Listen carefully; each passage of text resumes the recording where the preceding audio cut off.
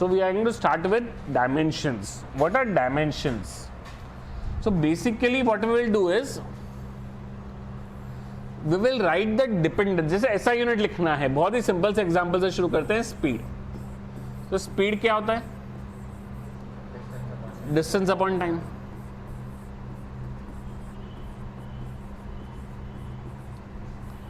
अब डिस्टेंस का ऐसा यूनिट क्या है? डिस्टेंस का यूनिट क्या है जिसमें मेजर किया जाएगा डिस्टेंस? मीटर्स. और टाइम का सेकेंड्स. तो स्पीड की ऐसा यूनिट क्या होगी? Metre upon second. अब इसका डायमेंशनल फॉर्मूला या डायमेंशन लिखना है.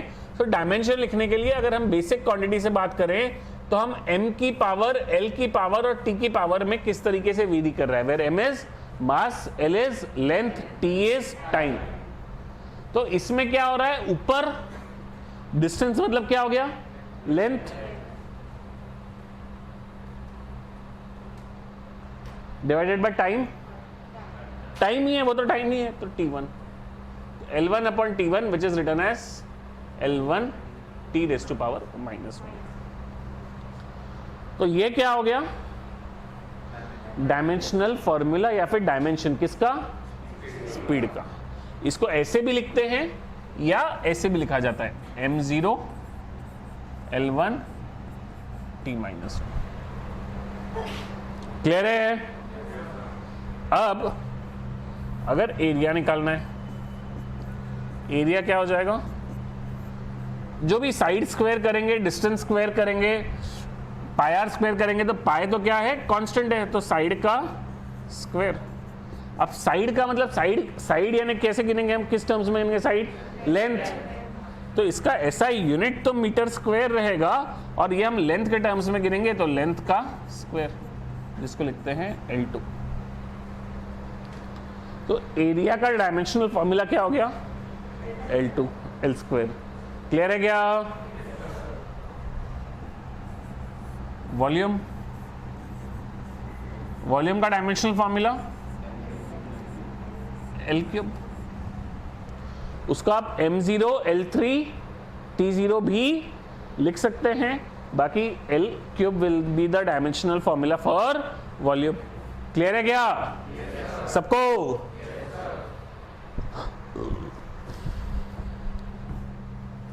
अब यूनिट्स में भी बात करो, डायमेंशंस में भी बात करो. अगर आप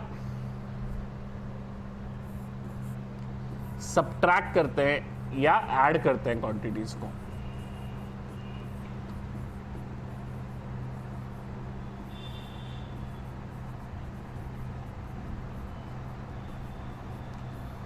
तो उनके डायमेंशंस या उनके यूनिट्स को क्या होगा? जैसे आपने क्या किया?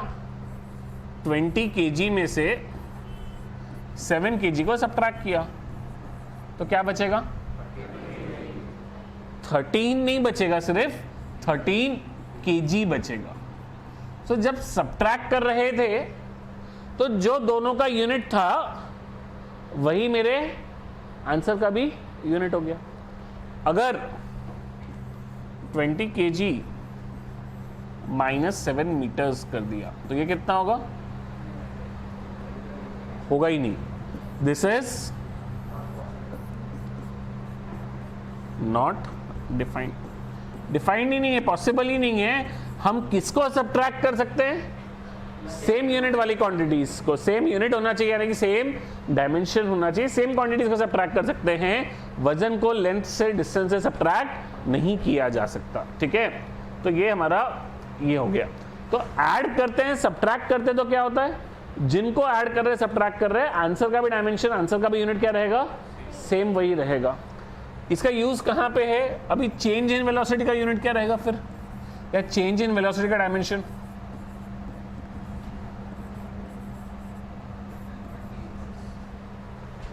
चेंज इन वेलोसिटी का डायमेंशन, चेंज इन वेलोसिटी का डायमेंशन किसके बराबर रहेगा? वेलोसिटी. चेंज इन वेलोसिटी क्या होता है? v final minus v initial. v final minus v initial क्या हो गया? v का डायमेंशन रहेगा उसका, जो कि कितना हो जाएगा? L1 t -1. क्लियर है क्या? Acceleration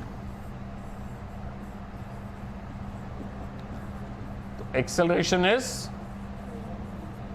change in velocity upon time. Change in velocity क्या होता है? L1 t minus one upon time is t1। तो ये ऊपर जाएगा तो क्या हो जाएगा? L1 t minus to. Clear है क्या? So this will become L1 t minus to.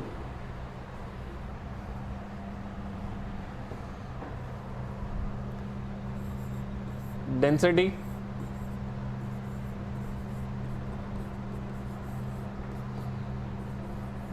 Is equals to mass upon volume. Mass का डायमेंशन m1, वॉल्यूम का डिवीजन में L3 आएगा which will become equals to m1। ये ऐसे लिखते नहीं है कभी, रिप्रेजेंट कभी भी m1 bye l cube dimension में नहीं करेंगे। डायमेंशन में जो भी पावर रहेगा वो ऊपर लेके जाके निगेटिव में करके लिखेंगे, बट ऊपर न्यूमरेटर में ही सारी टर्म्स लिखते हैं, ऐसा नहीं लिखते m1 बाय l क्यूब लिखते नहीं है। ये तो मैंने जस्ट समझने के लिए ऐसे लिख लिया, बट फाइनली कहीं पे भी आप ऐसे रिप्रेजेंट करोगे तो गलत हो जाएगा, आपको रिप्रेजेंट ऐसे ही करना है, ठीक है ना। फिर फोर्स क्या होता है? Mass into acceleration. अब आप लोगों ने मास का यूनिट निकाला है, क्या है? यूनिट बोलूंगा, यूनिट के बदले में बोलूंगा उसको डायमेंशन। डायमेंशन क्या है? m1। एक्सेलरेशन का L1 t माइनस टू। तो ये क्या हो जाएगा? इसमें मल्टीप्लीकेशन भी नहीं दिखाते बीच में, अपने आप ही वो अंडरस्टूड ही है m1 L1 t minus to. Clear है सबको?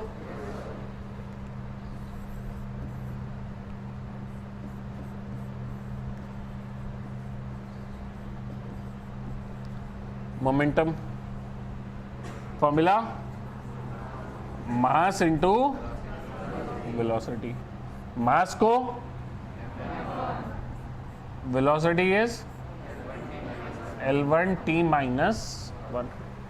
ये velocity L1 t minus one कहां से आया? मीटर पर सेकंड होता है, आपको पता है। या आपको वेलोसिटी कहां से आती, वेलोसिटी का फॉर्मूला पीछे से याद करके निकालना पड़ेगा। स्पीड ऑफ वेलोसिटी क्या है? सेम है। तो वेलोसिटी का डायमेंशनल फॉर्मूला हम निकाल चुके थे L1 t माइनस वन, तो उसी को मैंने एज इट इज वेलोसिटी के फॉर्मूले को यहाँ ले लिया, तो ये m1 L1 t minus one हो गया। क्लियर है? फिर इसके बाद क्या बचा है? डेंसिटी, फोर्स, मोमेंटम हो गया। उसके बाद एनर्जी, काइनेटिक एनर्जी। तो काइनेटिक एनर्जी का फॉर्मूला हाफ। अब इसमें क्या होता है, ये जो कांस्टेंट्स हैं, न्यूमेरिकल कांस्टेंट्स बोलो, पाए बोलो, ये क्या होते हैं? These are dimensionless. कोई यूनिट नहीं रहता, कोई डायमेंशन नहीं है, कोई यूनिट नहीं है।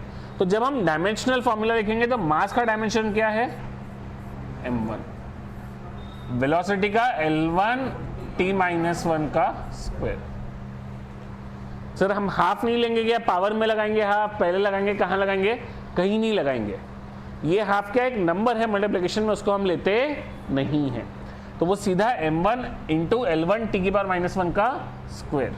तो ये क्या हो जाएगा? ये हो जाएगा m1 L2 t minus to. Clear है क्या सबको? पक्का? बहुत ही बढ़िया। फिर इसके बाद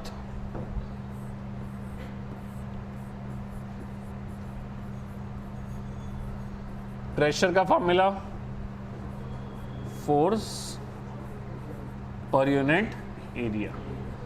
अभी तो देखिए ये सब ऐसे फॉर्मूला आप लोगों ने पढ़े हैं, आपको याद होंगे नहीं होंगे, आई एम नॉट श्योर, नहीं है तो मैं भी दे ही रहा हूँ। फाइनल एग्जाम्स में क्या होता है कि ये इससे काफ़ी थोड़े डिफिकल्ट वाले फॉर्मूले रहते हैं, वो यूज़ होते हैं। तो हमको वो सारे फॉर्मूले याद रहेंगे तभी हम डायमेंशन वाले सवाल सॉल्व कर पाएंगे जब एग्जाम में आता है। अभी तो तुम्हारे टेस्ट वगैरह भी जब भी होंगे आगे और जो भी होगा, तो अभी तो तुमको फॉर्मूले पता ही नहीं है, तो अभी तो तुमको हर जगह फॉर्मूले दिए जाएंगे। बट वहाँ पे इसमें बेसिक प्रॉब्लम वहीं जाता है कि सवाल डायमेंशन का है, बट उसमें कोई तो इलेक्ट्रिसिटी के चैप्टर का, कहीं तो मैग्नेटिज्म के चैप्टर का, कहीं तो हीट के चैप्टर का फॉर्मूला यूज होने वाला है। तो वो फॉर्मूला वहाँ का याद होना चाहिए, तब जाके आप इसको सॉल्व कर सकते हैं। तो फोर्स अपॉन एरिया, फोर्स क्या होता है? m1 L1 T minus to. मेरे को डायमेंशन याद है, इसके लिए मैंने लिख दिया। आपको याद नहीं है कोई दिक्कत नहीं है, याद रखने भी नहीं है। ऐसा नहीं है कि डायमेंशन लेके आपको बैठ के याद करने हैं सारे, निकालना कैसे वो पता होना चाहिए। तो फोर्स है, तो फोर्स का मैं मन में फॉर्मूला याद करूंगा कि भाई फोर्स का फॉर्मूला क्या होता है? तो फोर्स का होता है मास इंटू एक्सेलरेशन। मास क्या हो गया? m1 हो गया। अब एक्सेलरेशन का भी नहीं ध्यान आ रहा है, तो मैं एक्सेलरेशन का यूनिट ध्यान है मुझे मीटर पर सेकेंड स्क्वायर। तो मीटर मतलब क्या हो गया? L1, पर सेकेंड स्क्वायर मतलब क्या हो गया?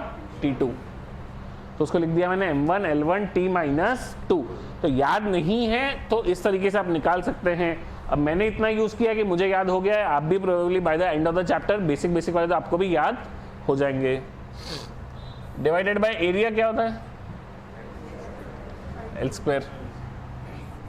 डायमेंशन क्या होता है? L square.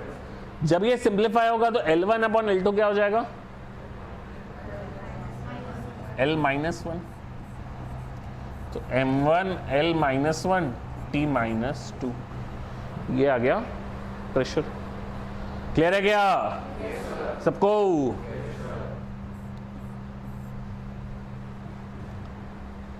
एनर्जी हमने काइनेटिक का निकाला था, आप पोटेंशियल लो, हीट लो, कोई भी एनर्जी लो, सबका फॉर्मूला, सबका डायमेंशन क्या रहेगा? सेम, क्योंकि सबका यूनिट क्या है? सेम है। पावर, वर्क का भी यूनिट, अब वर्क भी निकाल लेते हैं ऐसे तो, बट आप लोगों को भी समझ रहा होगा कि वर्क का डायमेंशन क्या आएगा? Same as energy. यूनिट क्या है? सेम है। वर्क क्या होता है? Force into displacement. फोर्स क्या है?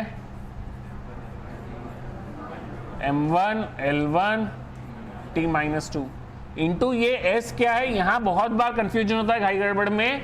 s और भी जगह पे कहीं पे आया तो हम उसको क्या ले लेते हैं? टाइम ले लेते, सेकेंड्स लेके ये कर लेते हैं। तो वो s जो है वो सेकेंड्स का s नहीं है, डिस्प्लेसमेंट है। तो मेजर किस में होगा? L1। तो m1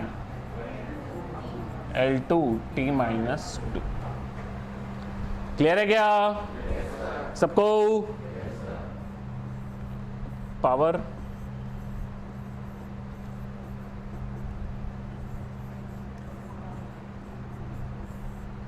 this is work done per unit time.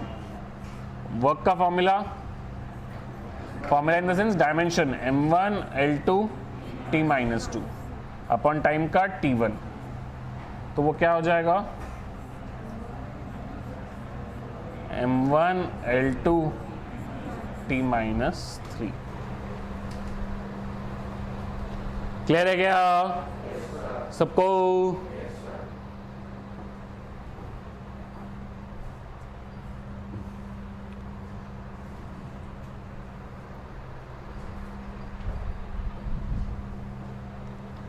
और कौन सी क्वांटिटी बची है हमारी? इम्पल्स।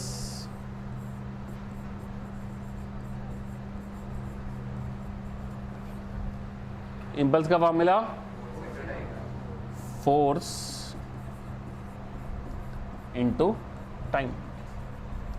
तो फोर्स का dimensional formula m1 L1 T minus 2 into time का T1। तो ये हो गया m1 L1 T minus 2 plus 1, which is m1 L1 T minus 1। Clear है सबको? बहुत ही बढ़िया। इम्पल्स के बाद अब आपके लिए अननोन क्वांटिटीज हैं जो आ जाएगी। I is moment of inertia.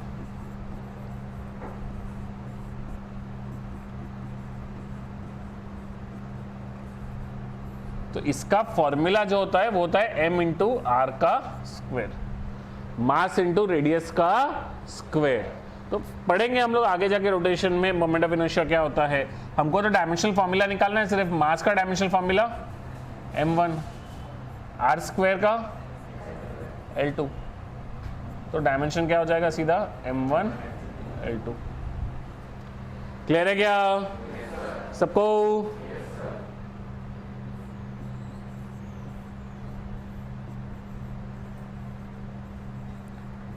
Angular momentum,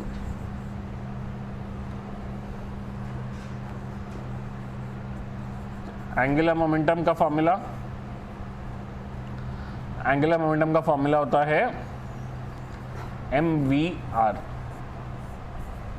mass into velocity into radius. Mass का डायमेंशनल फॉर्मूला m1, वेलोसिटी का L1 t-1 इंटू रेडियस का L1। mvr mass into velocity into radius, mass का formula m1, velocity का L1 t-1, radius का L1। जब multiply करेंगे तो ये क्या हो जाएगा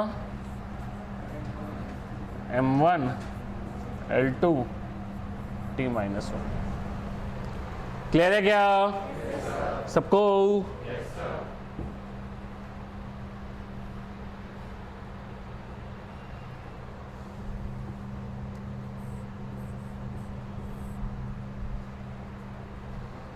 नेक्स्ट क्या है एंगुलर मोमेंटम के बाद? Angular velocity.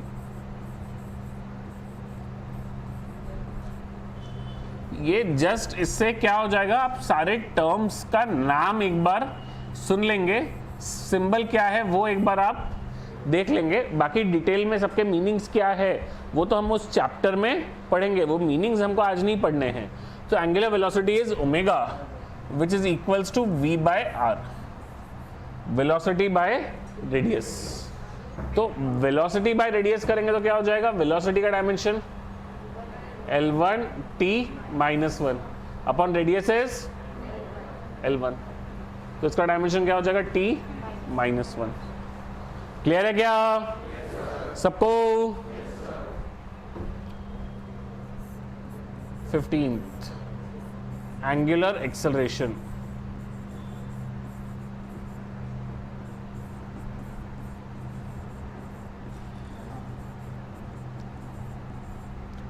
Angular acceleration is denoted by alpha.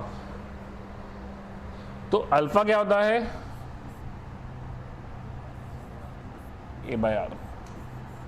उसको या तो जैसे हमारे एक्सेलरेशन क्या होता है, change in velocity upon time, तो एंगुलर एक्सेलरेशन क्या होगा, change in angular velocity upon time, वो भी कर सकते हैं, या फिर एक्सेलरेशन बाय रेडियस भी कर सकते हैं। दोनों ही बिल्कुल एकदम टकाटक फॉर्मूलेज है। अब एक्सेलरेशन का डायमेंशन क्या है, L1 t-2 upon r is L1, L1 cut, so this comes down to t-2।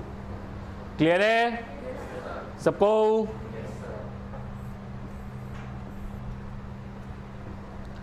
Next angular acceleration के बाद टॉर्क। टॉर्क का symbol is this is called tau, this is tau. So torque क्या होता है, torque का symbol tau है, होता है वो r into F. r is distance, तो रेडियस या डिस्टेंस जिसको बोलते हैं, तो उसका डायमेंशन L1, f का m1 L1 t-2। मल्टीप्लाई करेंगे तो क्या हो जाएगा, m1 L2 t-2। क्लियर है सबको? बहुत ही बढ़िया। अब ये टॉर्क आ गया, इसके बाद क्या है नेक्स्ट,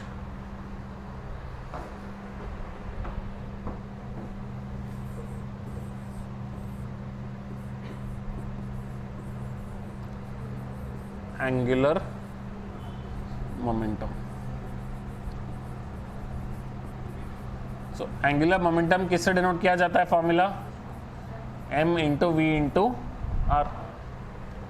मास इंटू वेलोसिटी इंटू रेडियस। नहीं और भी देखा क्या हमने, ये फॉर्मूला देखा नहीं ना? मोमेंट, एंगुलर मोमेंटम पढ़ा हमने कि कोई और टर्म पढ़ा? हाँ एंगुलर मोमेंटम, वही तो मैं बोला एमवीआर फॉर्मूला लिखा हुआ याद आ रहा है मुझे। एंगुलर मोमेंटम तो देख लिया हम लोगों ने।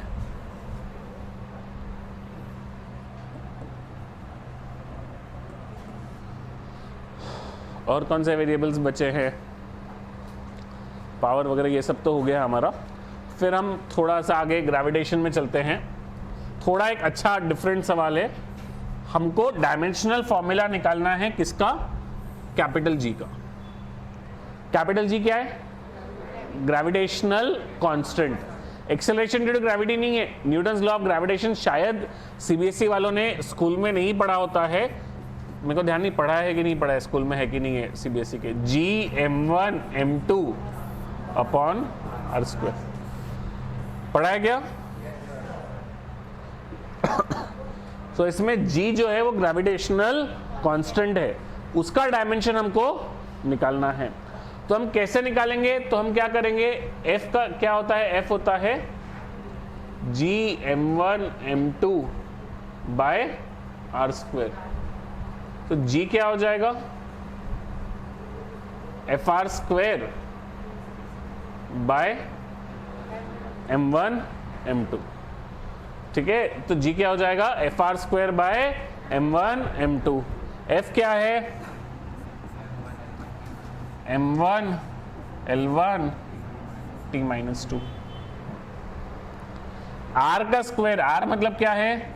लेंथ, तो l का स्क्वायर अपॉन ये m1 क्या है? मास, तो उसका डायमेंशन m की पावर 1। फिर m2 भी क्या है? मास, तो उसका भी डायमेंशन m की पावर 1।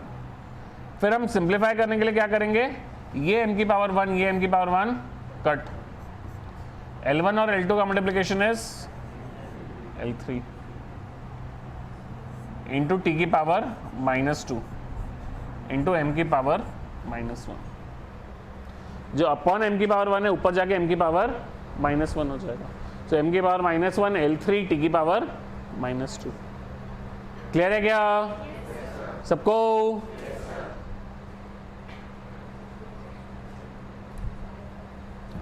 तो this is the dimensional formula for capital G।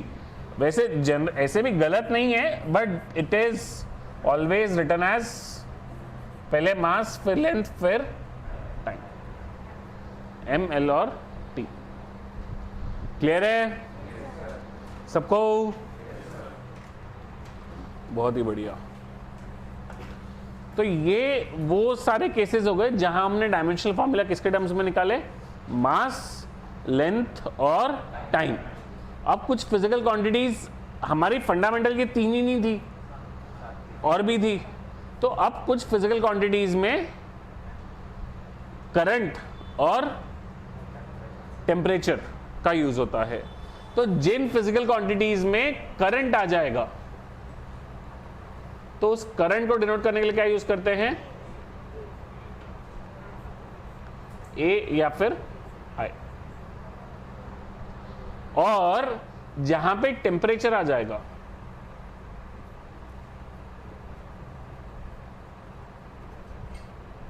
Temperature के लिए यूज करते हैं के। टेम्परेचर के लिए यूज करते हैं के।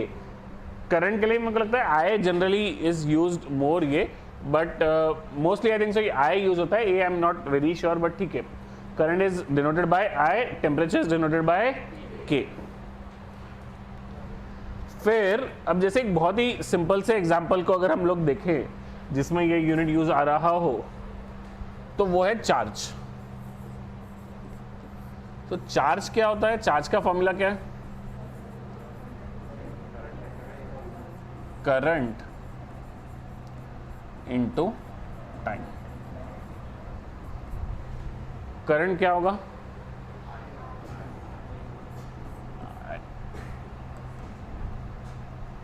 Current is denoted bye I1। इसको आप पूरे MLT में भी लिखना है तो आप ऐसे भी लिख सकते हैं, M0 L0 T1 I1। Clear है सबको? एक पीछे छूट गया मेरा, अमाउंट ऑफ सब्सटेंस।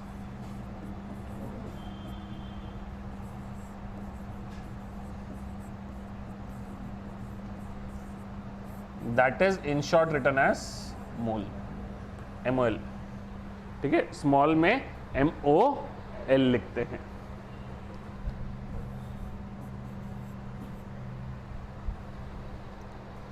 फिर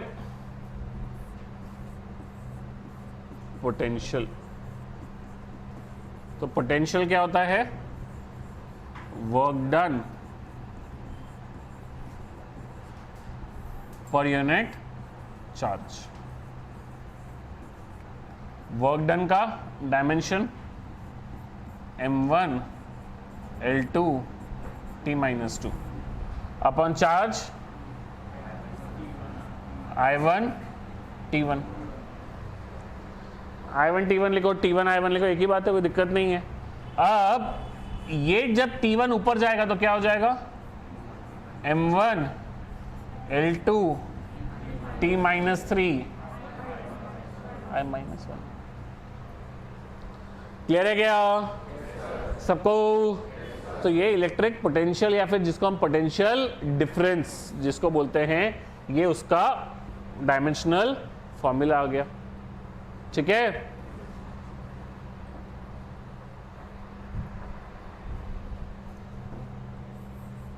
next quantity is electric field. इसके बहुत सारे यूजेस है डायमेंशनल एनालिसिस के, अलग अलग सब टाइप्स के क्वेश्चंस बनते हैं, वो हम सब पढ़ेंगे। पहले डायमेंशन सारी क्वांटिटीज के एक तरीके से हम निकाल के देख ले रहे हैं, फिर उसको अप्लाई कैसे करते हैं, किस किस टाइप के क्वेश्चंस आते हैं जनरली, वो हम लोग एक एक टाइप पढ़ेंगे अपन लोग। इलेक्ट्रिक फील्ड का जो फॉर्मूला होता है दैट इज फोर्स पर यूनिट चार्ज। तो फोर्स का क्या होता है formula dimensional?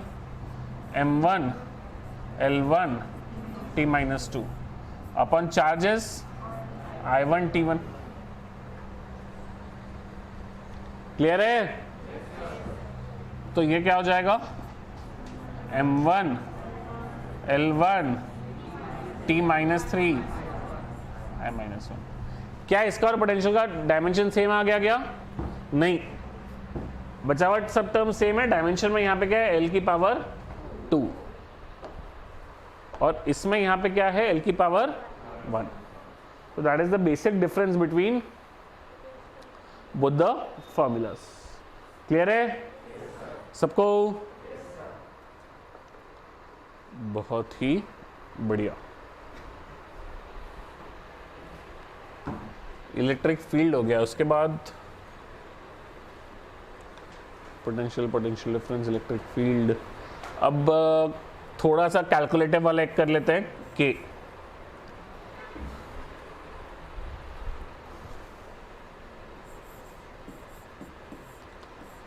F equals to K Q1 Q2 by r square. जो हमारा न्यूटन्स लॉ ऑफ ग्रेविटेशन है, उसी तरीके से ये जो एक लॉ है this is Coulomb's law. Coulomb's law बोलते हैं, आप लोग पढ़ेंगे। इसमें जो K है, ये K जो है ये इलेक्ट्रोस्टैटिक कांस्टेंट है, इसके डायमेंशन हमें निकालने हैं। तो वो हम लोग कैसे करेंगे? तो basically F into are square by Q1 Q2 this is equals to K। बराबर है? तो K क्या हो जाएगा? डायमेंशन ऑफ F क्या हो जाएगा? m1 L1 T-2। तो K का डायमेंशन क्या हो गया? F का डायमेंशन क्या हो गया? m1 L1 T-2 into are square. R का dimension is L2 upon Q1। Q1 क्या हो जाएगा? चार्ज क्या होगा? Current into time. I1 T1 into I1 T1। Q2 है तब भी डायमेंशन तो वही I1 T1 रहेगा, Q1 है तब भी डायमेंशन वही रहेगा। इसको सिंप्लीफाई करेंगे तो क्या हो जाएगा, M1 L3 T minus 2 upon I2 T2 which is M1 L3 T minus 4 I minus 2। Clear है क्या सबको? पक्का? तो ये जो था ये हमने किया डायमेंशनल फॉर्मूले निकालने वाला पार्ट।